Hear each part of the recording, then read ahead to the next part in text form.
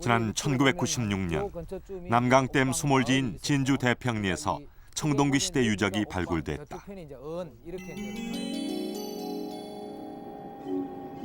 모두 110만여 평에 이르는 청동기 시대 마을 유적이다. 이 유적에서는 눈에 띄는 독특한 시설이 발견된다. 마을을 들어서는 입구에서 가장 먼저 만나는 것, 바로 환호다. 환호의 길이는 300m, 폭은 2m에 이른다. 깊이는 1.5m. 위는 넓지만 아래로 내려갈수록 좁아진다.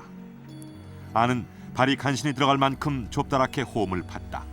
발이 끼인다면 빠져나가기 힘들 정도다. 적어도 외부에서 침입에 들어오는 사람들을 저지하는 그런 효과는 분명히 있었다라고 볼 수 있죠. 방어 시설은 환호만이 아니었다.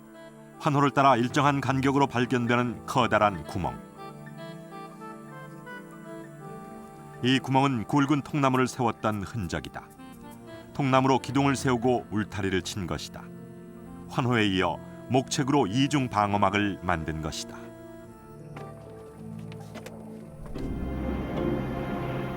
외부의 적이 1차 방어선인 환호를 뚫는다 해도 마을을 공격해 들어가기 위해서는 더욱 견고한 목책을 넘어야 한다. 이 마을은 왜 이런 방어 시설을 만들어야 했을까? 일단 이 인골이 발견된 것은 대평리에서 발굴된 인골에 그 단서가 있다. 이 인골은 2500여 년의 세월을 견디고 비교적 온전한 채 발견됐다. 여기가 목뼈의 끝이 되겠습니다. 목뼈의 끝이고 이렇게 요추가 이어집니다. 이어지고 여기는 선골이 되겠습니다. 그리고 좌우의 팔, 이 부분은 좌우의 대퇴골. 그런데 인골에는 유독 머리 부분만 없다. 인골의 머리 부분은 어떻게 된 것일까? 저희들 판단으로는 분명히 매장 당시부터 두개골을 없는 채로, 그러니까 머리를 잘린 채로 묻혀진 인골로 판단했습니다. 이 무덤의 주인은 어떤 이유로 머리가 잘린 채 묻힌 것일까? 그 단서는 또 다른 무덤에서 발굴된 4개의 작은 돌멩이에 있다. 이 작은 돌멩이는 머리 없는 주인의 무덤에서 약 100m 떨어진 곳에서 나왔다. 4개의 돌멩이는 조사 결과 화살촉의 앞부분인 것으로 밝혀졌다. 무덤에 화살촉을 부장한 경우는 많지만 그 앞부분만 부장된 경우는 보고된 적이 없다. 이 화살촉 앞부분은 어떻게 무덤 안에 있었을까? 현미경 분석 결과 화살촉의 앞부분은 강한 충격에 의해 몸통 부분이 절단된 것으로 밝혀졌다. 석간에 매장된 피장자는 그 마제 석촉이 장착된 그 화살을 맞고 아마 사망한 것으로 추정됩니다.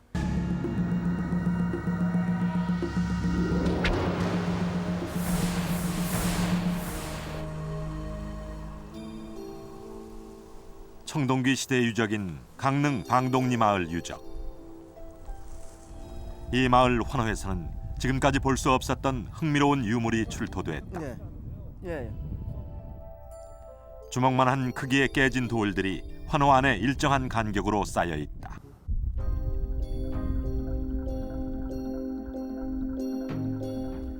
청동기 시대 방동리 마을 사람들은 적의 침입을 막기 위해 환호를 파고 투석전에 대비해 깬 돌을 준비해 놓았다.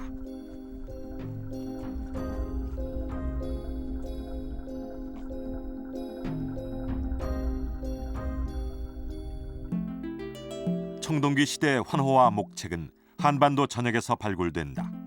전국 곳곳에 이런 마을이 산재해 있다는 것은 그만큼 전쟁이 잦았다는 것이다.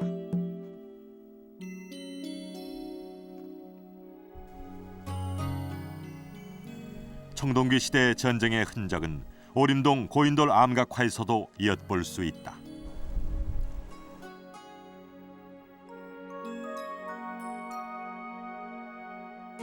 창을 든 사람과 칼을 숭배하는 듯한 두 사람의 모습이 새겨져 있다. 이것이 의미하는 것은 무엇일까? 무기를 뭐랄까 숭배한다고 해야 될까? 아니면 좀 뭐를 숭배한다? 아니면 무기와 관련된 어떤 권위 이런 걸 드러낸다라고 볼 수 있고, 결국 그것도 전체적으로는 이 전쟁과 관련된 사회 또는 전쟁이 있었던 사회에서 가능한 것이니까.